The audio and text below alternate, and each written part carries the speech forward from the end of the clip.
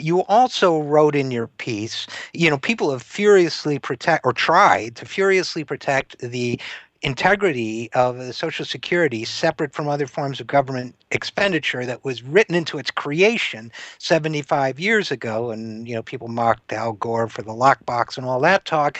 But one of the things you said, and I wanted to ask you, get a little more information from you about, is that this would violate that integrity in some way, or I thought you intimated that. What about that?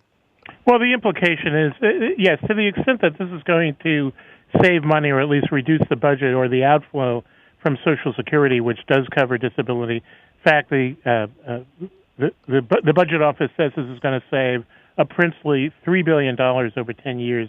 That's not a lot for the budget, but it is a lot for individual recipients.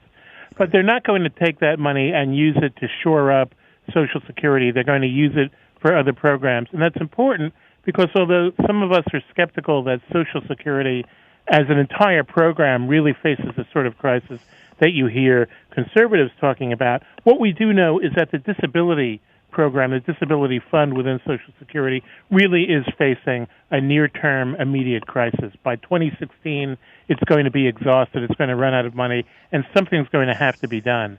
Now, if for the purposes of argument, they were going to take this $3 billion savings and they were going to apply it to the Disability Trust Fund. Well, that wouldn't be much and it wouldn't make much help, but at least you would preserve the idea that we can solve Social Security's fiscal issues from within its four walls. Instead, they're going to take this money, they're going to deprive beneficiaries of this money, and then they're going to spend it elsewhere.